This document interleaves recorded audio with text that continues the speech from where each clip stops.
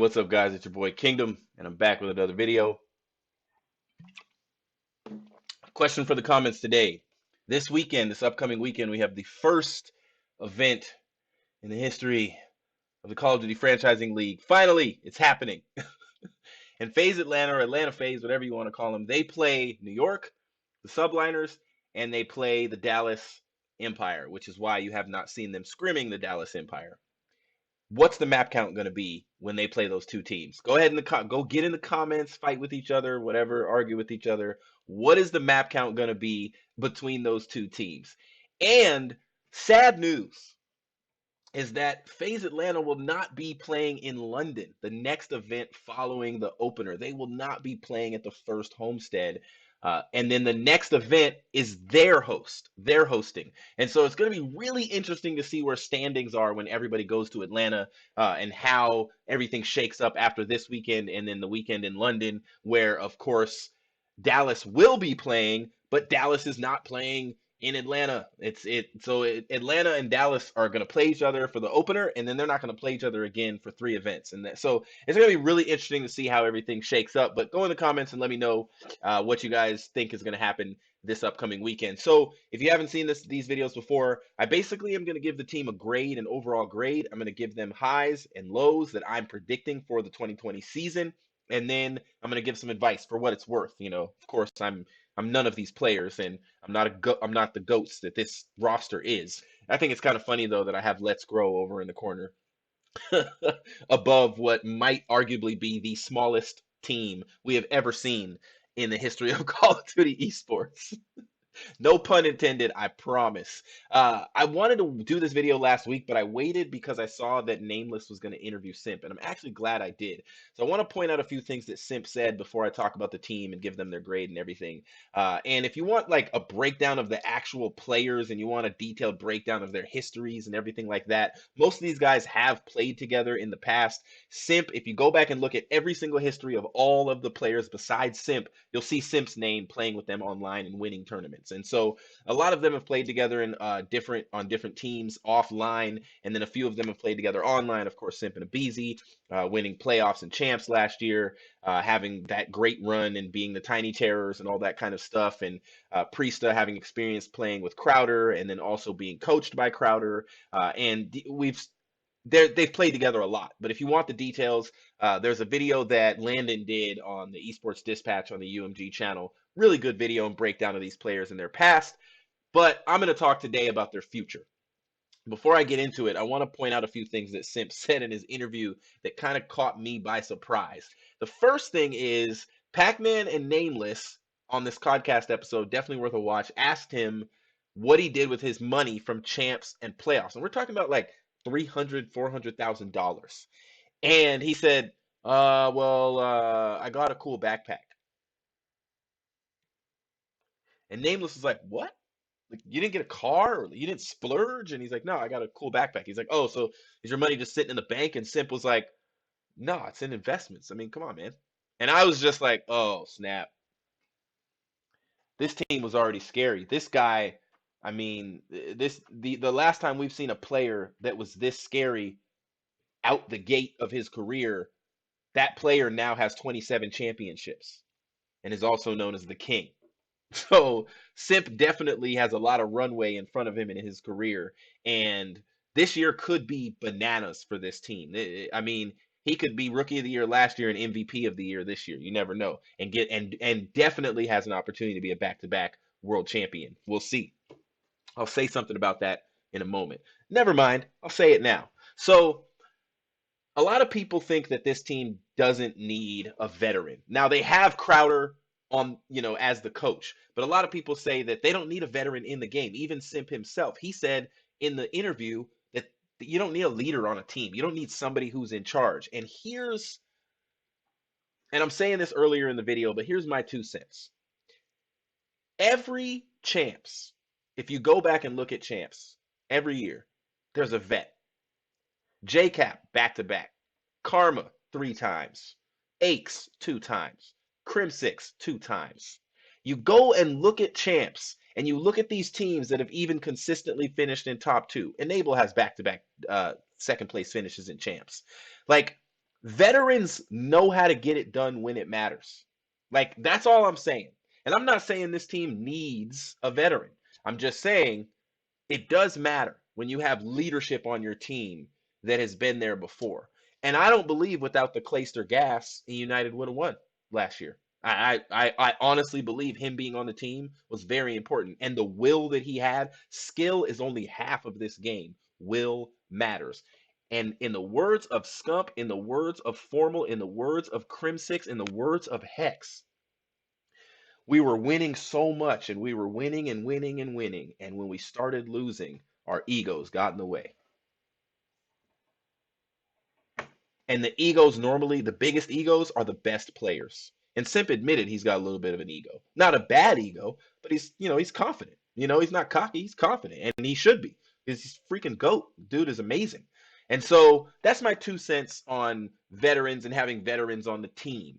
But another thing that Simp said in the interview that kind of stood out to me was how this team was formed. And I almost don't believe it because Simp tried to say that he just sat back, waited for a phone call from his agent, that he didn't do any work, he didn't talk to anybody, he didn't, because Nameless was like, well, did you guys try to, did you guys United try to stay together? He's like, well, not really, I mean, he's so laid back, he's just like, not really, we knew we weren't going to be able to play together because United didn't get into the league, and I wanted to play with Tyler, aka BZ, but it's just, I think the way it formed is that Major Maniac and Priesta and Celium got together, and then they picked up Major, and then me and Abizi just finished off the roster. And I'm like,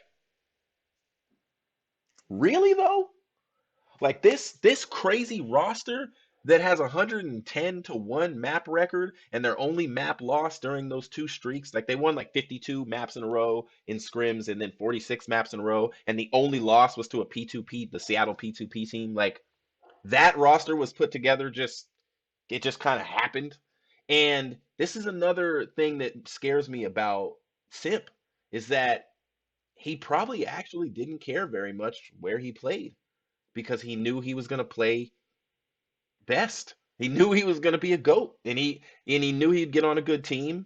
And I mean, Simp could have played for Chicago. Simp could have played for Dallas. Easy.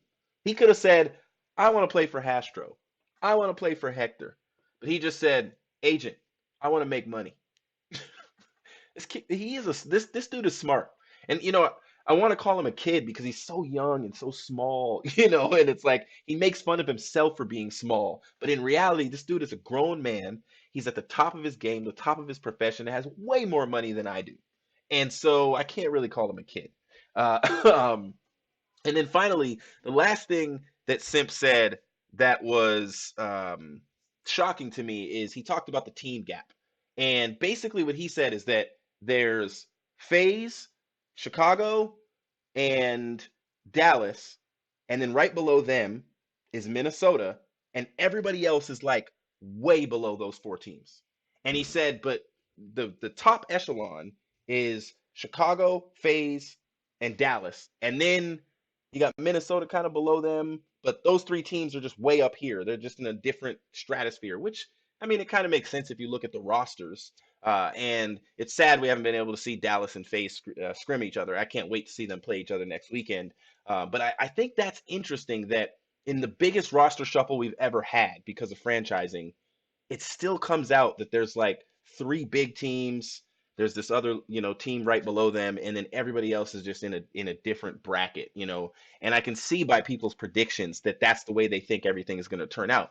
But what I guess we got to think about is that these teams are playing like two, and then you're playing, and you get into the bracket play, and the way that things are going to shape out is not going to be the same as we've seen in the past, where at every tournament you have a chance to go all the way and win the championship. Every tournament is missing four teams.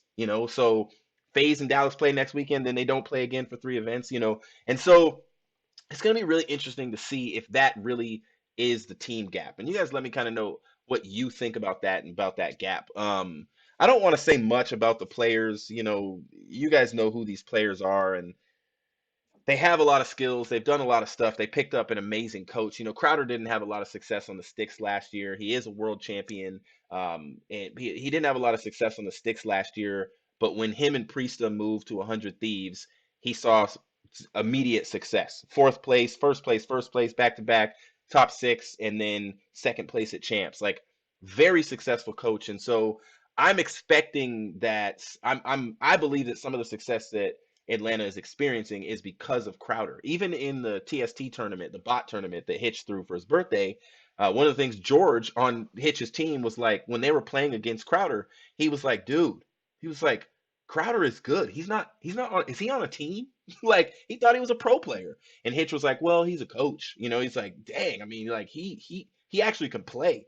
Like, and when you have a coach who can get on the sticks and like basically substitute and be on your team, uh, that's trouble. And then Priesta, I think, is going to really show out this year as well. He showed out last year for sure. He was definitely the reason 100 Thieves had all the success that they had towards the end of the year. Not discounting Kenny or Slasher or Octane or Enable, great players. I think that's one of the best rosters actually that we had last year. And they could have won champs. They weren't in the winners bracket, but they went on the greatest losers bracket run at champs we've ever seen in history, and rightfully so. And in the words of Lando, Priesta is the Swiss Army knife. He can play whatever role, he can do whatever. And so I'm excited to see what this team does and if they can continue their success. So I don't want to talk too much about their achievements and everything. Let's get into the oldest players being 21 years old. I think is amazing. I agree that they have a bright future if they stay together. And all it depends on, and we all know this because if you've watched Call of Duty esports even for 1 year, it just depends on their success. They'll stay together if they succeed. I don't think anybody's ever going to do what Optic did, staying together and keeping a roster together even through losses just because they wanted to win champs. I don't think you're going to see that ever again, especially with franchising. And if I'm a franchise player and I can make more money or the same amount of money and go play somewhere else and have a chance to win, then I probably would go try to win. Not that this team isn't going to win. And so my overall grade for this team is an A minus. And the only reason I don't give them an A plus or an A is the reason I talked about in the beginning of this video. I don't know what's going to happen if this team loses. Honestly, just imagine now, like this may be crazy, but just imagine they lose both matches next weekend. Like they go to land and something happens and they just lose it and they lose their composure. There's no Clayster gas on the stage. There's nobody hyping them up. And they just don't succeed. Like, how do they play at their home event when they're not in London either? And now you have teams like Chicago and Dallas are way beyond them in points. Chicago and Dallas could both have over 100. Well, I think they could have over 100 points each at that point. And you have Faze with 0 or with, I don't know if they get consolation points for playing next weekend, but it's like that may impact them in a way that is hard to turn around without the leadership that Simp is saying they don't need on their team. And so that to me is their only, like, that's the only reason I wouldn't give them an A plus or an A. But I'm giving them an A minus. They're one of the best teams in Call of Duty esports right now, and I think that that's going to show when they get on LAN and they show that we're not just an online team and we don't just fry online. We're going to fry you in person. And so I would give them an A minus. How many championships do I think they're going to win? A minimum of 3. And I know that's a bold statement, but a minimum of 3. If this team does not take away 3 of the tournaments that they go to this year, I'd be shocked. Can they win champs? I don't know. Abizi and Simp have the experience, but with no veteran on the sticks, we'll see. We'll see if they can win champs. I think they will win the mid-season event for sure. Well, I can't say for sure. They haven't played Dallas, and Chicago is going to fry as well. Those 3 teams are very equally matched because if this team comes out the gate like TK did in World War II, where everybody just wasn't where they were at and everybody had to catch up, I'm at least those 2 teams, Dallas and Chicago, have rosters that I know are going to catch up. They have veteran leadership and they will catch up, and they have great coaches. I have no doubt that they're going to catch up with this team because they have the skill. They just have to match the will by learning what they're doing on the map. And even those players, even the pro players on those 2 teams and on the other teams in the league have said, Pac-Man as a coach of OGLA was saying, they're just a step beyond everybody. They're like a step ahead, and they're really fast on the map. Um, so I would say 3 championships at least, 4 max. If they win like 6, I'd be shocked, And so I'd say they're going to win 3 of the weekend events at least. The highs for this team, the potential highs this year, is their youth. They're young and they're going to have a lot of fun. And that's another one. They're gonna have a blast on the sticks. They're gonna beating everybody. Some of the best plays, like what was at the beginning of this video, you're gonna see more of that this year. Some of the best plays you're going to see are going to come from this team. They are going to have highlight reels like crazy. They're gonna 100-point club teams. They're gonna 10-point club teams. They're gonna do stuff, and we're just gonna be like, we're gonna feel bad for some of the teams they beat. Because there is a team gap that is real. I mean, there are teams that they're just gonna wipe the floor with, and it's they're gonna have a lot of fun doing that, in my opinion. You could see when Simp makes big plays, like he's got this smirk, and it's just like it's just this like confidence that he exudes, and you watch a BZ, he's gonna fry people, Priesta, Major, like this team, Celium, they're gonna have a lot of fun together. And their youth is actually it's one of the highs of their season is that you're just going to have fun, and they're going to experience a lot of success, a lot of new success for the ones that don't have a chip yet. And they're going to have a very good first year of franchising, in my opinion, especially the first half of it. The lows is the same thing. Their youth is a potential low. And because if they start losing, how are they going to turn it around? Their youth might get in the way of that. Their egos might, when you're young, when you have success, it puffs up your ego quickly, more quickly than when you're old and you've experienced loss. When you're Clayster and you've gone thousands of days without a championship, and then bam, you win the best two tournaments of the year. Now Clayster's going into this year with confidence because he's experienced loss, loss, loss, loss, loss. And you know who the second player who has the second longest streak of events or days without a championship is Aches. And then guess when he broke that? When he won champs. And so these players, like, they just have experience, and losing doesn't stop them from winning. And with a young team, though, losing could stop them from winning. And then if it snowballs, you never know what's going to happen. And so those are their lows. And potential egos, of course, is a low. Simp admitted on the podcast that he's got confidence, but he's not cocky. But he knows he's a top player. He knows when he's better than another team, and he knows when he gets on the map and what he can do and what other teams can't do. Like he knows his skill, and I think of that as confidence. If it turns into cockiness, it could get in the way of success, and that's where they could have a potential low. My advice: listen to Crowder and stay humble. That's it. I mean, I don't know what else to tell this team. I guess, but they don't, it's not up to them about this. But in my opinion, if I'm them, I'm not dropping a map next weekend. I'm gonna show everybody straight out the gate. Hey, we're not just online.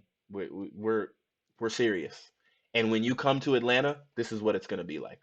Like I would fry everyone. And then because they don't play in London, these other teams have to catch up to them without playing against them on land. And that's like you're literally, or you could just sit back if you're Atlanta and just watch the London event and be like, we 6-0 Dallas and New York. We're good.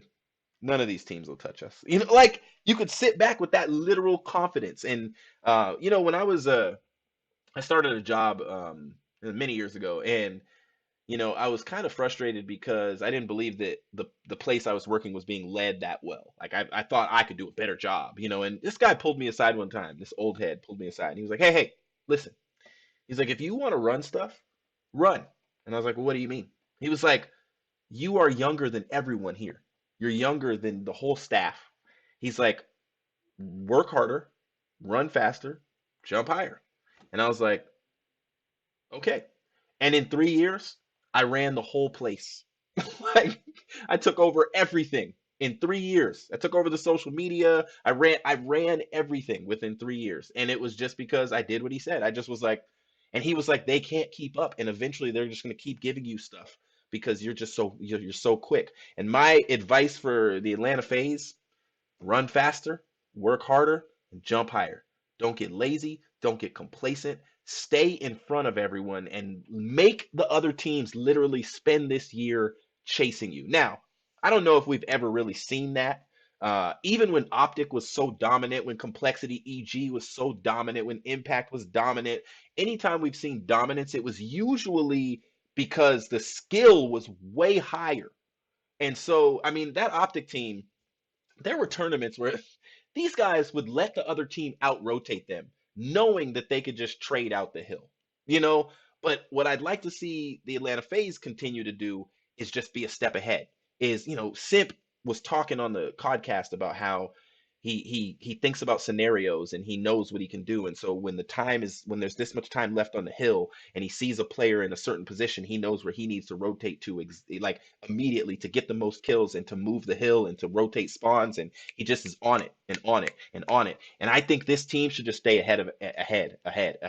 And with Coach Crowder and RJ, they have the opportunity. You guys tell me in the comments below what you think about the Atlanta Faze. Am I gassing them up too much? Is everybody else gassing them up too much? And are we sleeping on the Huntsmen in Dallas? And don't get it twisted. I haven't done one of these videos on Dallas yet, and or the Huntsmen. And so don't get it twisted. This is going to be an exciting year for these teams, and I can't wait to talk about those two teams because I'm not saying that Atlanta Faze is like up in the sky and that Dallas, Chicago, Minnesota, and everybody else is like way down on the ground. That's not what I'm saying. But I am saying this is one of the best put together rosters based on last year's success and the youth of this team and their just raw skill. And if their will matches it, they're in for a great year. Nevertheless, this is your boy Kingdom. I'll see you guys in the next video. Peace out. Thanks, Paradox. See what he's got. They're all coming to A as well. Uh-oh. Oh! Yes! Oh my God! Oh! Do it! Blow him out of the map! Send it to control! You will never see a finer round of search and destroy in your life!